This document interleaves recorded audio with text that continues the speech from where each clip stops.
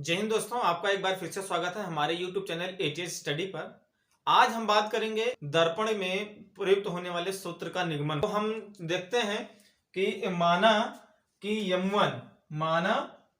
यम1 और यम2 एक अवतल दर्पण है। यम1 और यम2 एक अवतल दर्पण है जिसमें बिंदु P इसका ध्रुव है। बिंदु P ध्रुव है।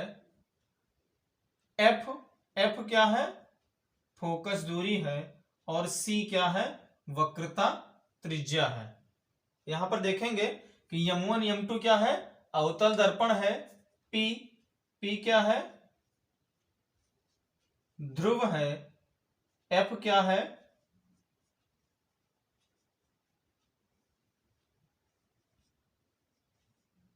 फोकस दूरी है। C क्या है? वक्रता त्रिज्या है। C क्या है? वक्रता त्रिज्या है। अभी आपको बता दें कि फोकस दूरी वक्रता त्रिज्या की आधी होती है, अर्थात C बराबर 2f। इसका प्रयोग भी होगा। तो अब हम देखते हैं कि इसके मुख्य अक्ष पर किसी बिंदु पर, इसके मुख्य अक्ष के किसी बिंदु पर एक वस्तु AB रखी हुई है। एक वस्तु AB रखी हुई है जिससे मुख्य अक्ष के समांतर चलने वाली प्रकाश की एक किरण, मुख्य अक्ष के समांतर चलने वाली प्रकाश की किरण जो बिंदु N पर अवतल दर्पण के परावर्तक पृष्ठ बिंदु N पर टकराती है तथा परावर्तन के पश्चात मुख्य फोकस से होकर जाती है। परावर्तन के पश्चात मुख्य फोकस से होकर के जाती है और प्रकाश की दूसरी किरण वक्रता केंद्र से होकर के जाती है जो परावर्तन के पश्चात अपने ही मार्ग में वापस चली जाती है। इसमें वस्तु का उल्टा प्रतिबिंब बनता है। इसमें वस्तु का उल्टा प्रतिबिंब बनता है। क्योंकि वस्तु है A और B, तो इसके प्रतिबिंब को हम मान लेते हैं A डैश और B डैश, A डैश और B डैश। पर प्रकाश के पहले परावर्तक पृष्ठ बिंदु पर हम M मान लेंगे और दूसरे परावर्तक पृष्ठ बिंदु पर हम O मान लेंगे। अब हम देखते हैं कि दर्पण से वस्तु की दूरी, दर्पण से वस्तु की जो दूरी है, वस्तु की दूरी वो क्या होगी? U माइनस के साथ लिखा जाएगा क्योंकि अवतल दर्पण है। वस्तु की दूरी हो गया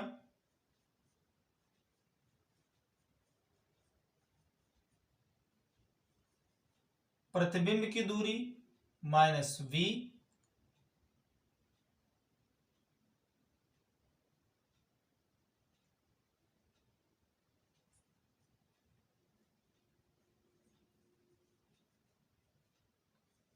फोकस दूरी माइनस F हो जाएगी। फोकस दूरी माइनस F हो जाएगी। वक्रता त्रिज्या R हो जाएगा। इतना समझ गए होंगे कि दर्पण से वस्तु की दूरी माइनस U लिखेंगे, दर्पण से प्रतिबिंब की दूरी माइनस B लिखेंगे, फोकस दूरी माइनस F लिखेंगे और वक्रता त्रिज्या R लिखेंगे। अब सीधा सा समझते हैं। यहां पर हम देख रहे हैं कि जो है त्रिभुज बन रहे हैं, समकोणीय त्रिभुज बन रहे हैं। तो समकोणीय त्रिभुज क्या लिखेंगे?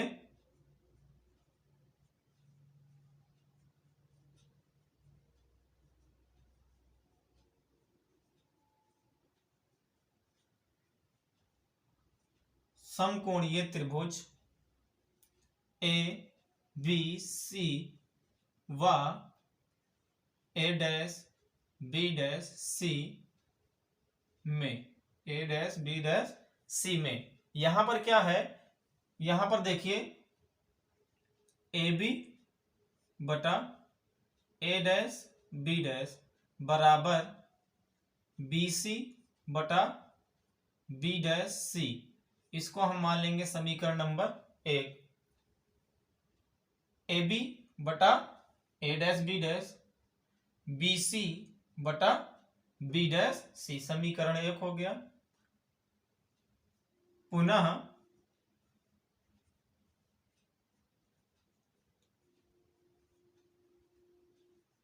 समकोणीय त्रिभुज, पुनः समकोणीय त्रिभुज एम पी एफ व ए डैश बी डैश एफ में, ए डैश बी डैश एफ में। अब इधर वाले त्रिभुज की बात की जा रही है, तो इसमें क्या देखते हैं कि यहां पर देखिएगा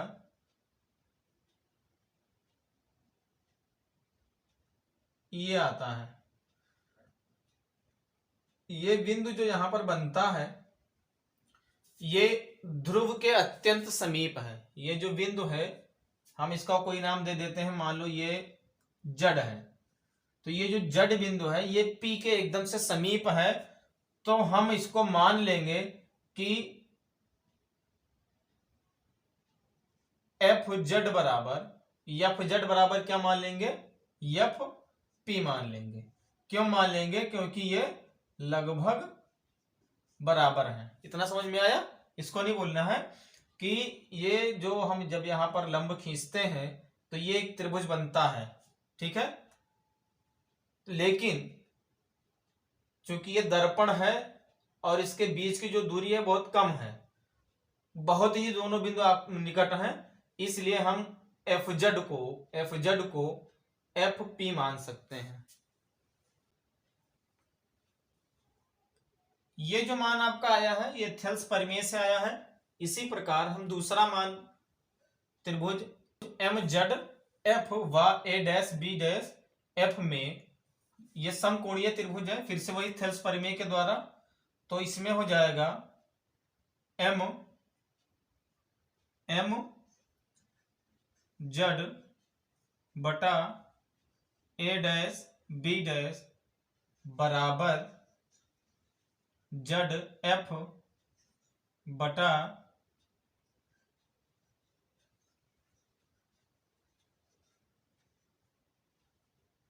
बी डैश एफ। अब हम देखते हैं यहां पर कि चूंकि ये प्रकाश की जो पहली किरण है ये मुख्य अक्ष के समांतर जाती है, तो ए बी की दूरी एम जेड के बराबर होगी। क्या होगी, ए बी की दूरी, ए बी बराबर क्या होगा, एम जेड होगा, ए बी बराबर एम जेड होगा। ठीक, अब ए बी बराबर जब एम जेड होगा तो एम जेड के स्थान पर हम क्या लिखेंगे, ए बी बटा ए डैश बी डैश बराबर जेड एफ बटा बी डैश एफ। ये हो जाएगा हमारा समीकरण नंबर 2। अब जो यहां पर बताया था कि एफ जेड बराबर एफ पी होगा, क्यों होगा, क्योंकि ये दोनों आपस में पास में बहुत ज्यादा नजदीक हैं। तो बहुत ज्यादा नजदीक होने का मतलब कि ये लगभग बराबर होंगे, लगभग बराबर हैं, तो हम देख सकते हैं उसके आधार पर यहां पर लिख सकते हैं ए बी बटा ए डैश बी डैश बराबर अब जेड एफ के स्थान पर हम क्या लिखेंगे, एफ पी, तो ये हो जाएगा एफ पी बटा बी डैश एफ। ये हो जाएगा हमारा समीकरण नंबर 3। अब यहां पर देखना कि समीकरण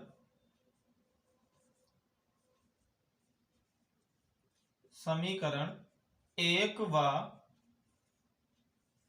3 से, समीकरण 1 व 3 से हम क्या देखते हैं कि ए बी और ए डैश बी आपस में कट जाएंगे, तो ये बचेगा क्या, बी सी बटा बी डैश सी बराबर एफ पी बटा बी डैश एफ।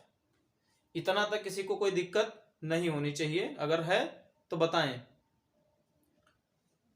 अब यहां पर ध्यान देने योग्य बात आती है, इधर समझ लेते हैं इसको।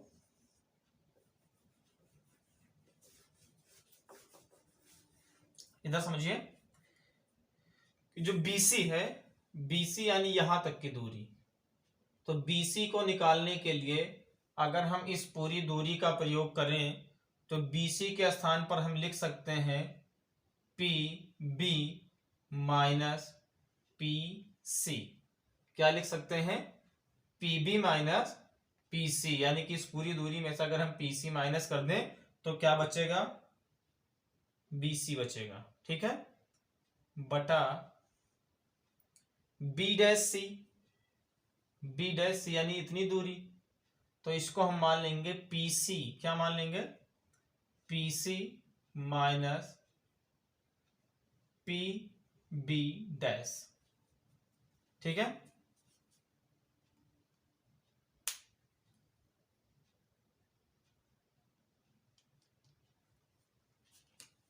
बराबर FP, FP इसके बीच में कुछ नहीं करना है हमको, तो ये FP रहेगा बटा B dash F, B dash F यानी इतनी दूरी।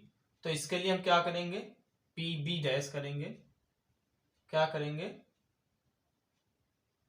PB डैश माइनस PF, या ऊपर FP लिखा है तो हम FP लिख देंगे, ठीक है। अब रखेंगे मान, अब रखेंगे मान। तो चूंकि ये अवतल दर्पण है तो अभी हमने बताया है कि इसमें सारा कुछ कैसा रहेगा? माइनस रहेगा, तो माइनस के साथ में लिखेंगे। तो PB क्या है? PB दर्पण से वस्तु की दूरी है, तो हम इसको लिखेंगे माइनस U। क्या लिखेंगे? Minus U। उसके बाद में माइनस PC क्या है? PC वक्रता त्रिज्या है, और वक्रता त्रिज्या को हम कैसे लिखेंगे? माइनस R से, बटा PC क्या है? Minus R minus PB dash क्या है? PB डैश क्या है? V है, यहां पर हम V लिख लेंगे। बीच में जो है लाइट की समस्या की वजह से वीडियो बीच में क्रैक हो गई है, तो इसको फिर से हम दोबारा समझ लेते हैं। चित्र को दोबारा नहीं बनाया गया है। यहां पर देखते हैं कि ये जो PB है, PB हमको पता था, अभी हमने लिखा था। PB क्या है? ये वस्तु की दूरी है, तो हम इसको माइनस U लिखेंगे और फिर ये माइनस लगाएंगे। PC क्या है? ये वक्रता त्रिज्या है, वक्रता त्रिज्या है, और इसका भी हमने निकाला था कि C बराबर 2F होगा। तो यहां पर PC के स्थान पर हम क्या लिख देंगे? 2F लिख देंगे। या अभी देख लो, ऐसे लिख लो, PC के स्थान पर क्या लिखेंगे? माइनस R लिख देंगे, अपान फिर minus R minus PB dash क्या है? ये माइनस V हो जाएगा, प्रतिबिंब की दूरी, प्रतिबिंब की दूरी। अब यहां पर हम फिर देखते हैं FP क्या है? ये फोकस दूरी है, माइनस में रहेगी। PB क्या है? अभी लिखा है, फिर माइनस और माइनस F। अब यहां पर देखना कि ये माइनस U, और R के स्थान पे हम माइनस 2F लिख देंगे, तो ये माइनस माइनस प्लस हो जाएगा, तो ये हो जाएगा plus 2F upon minus 2F plus V equal to minus F upon minus V plus F। अब इसका तिरछा गुणा हो जाएगा, तो ये हो जाएगा minus U plus 2F, minus U plus 2F into minus V plus F equal to minus F into 2F minus 2F plus V। अब ये माइनस माइनस माइनस प्लस हो जाएगा, तो ये हो जाएगा UV minus UF minus 2FV plus 2F square. यहां पर माइनस 2F स्क्वायर माइनस, यहां पर minus minus plus, 2f² plus minus minus fv। अब इसका पक्षांतर कर लेंगे तो uv minus uf minus 2fb plus 2f² minus 2f² plus fb equal to 0। अब यहां पर देखते हैं कि 2f² प्लस में है और माइनस में है, ये आपस में डिवाइड हो जाएगा। फिर देखेंगे uv माइनस uf। अब ये fb 2 है और ये 1, ये 2 है और ये 1 है, तो 2 में से 1 माइनस हो जाएगा। माइनस वाला संख्या बड़ा, माइनस वाली संख्या बड़ी है, माइनस वाली संख्या बड़ी है, इसलिए ये माइनस fb हो जाएगा बराबर 0 हो जाएगा। uv को हम इधर रखेंगे, बराबर हो जाएगा, ये दोनों माइनस में है, उधर आएंगे प्लस में हो जाएंगे, तो uf प्लस fb हो जाएगा।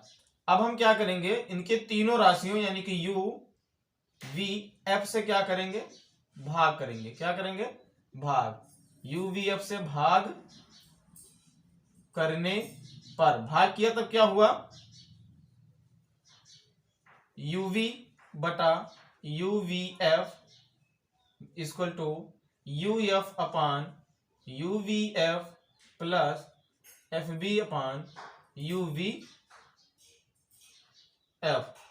अब यहां पर uv कट जाएगा, क्या बचेगा, 1/f इक्वल टू u और f कटेगा 1/v प्लस f और b कटेगा 1/u। ये दोनों दर्पण के लिए प्रयुक्त होगा, उत्तल के लिए भी और अवतल के लिए भी। यहां पर ये जो राशियां ऋणात्मक चिन्ह के साथ ली गई हैं, इसलिए ली गई हैं क्योंकि अभी जिस दर्पण के प्रयोग से बनाया गया था वो अवतल दर्पण था। जिस दर्पण के प्रयोग से बनाया गया था वो अवतल दर्पण था, और अवतल दर्पण में सारी राशियां कैसी होती हैं, माइनस के साथ ली जाती हैं।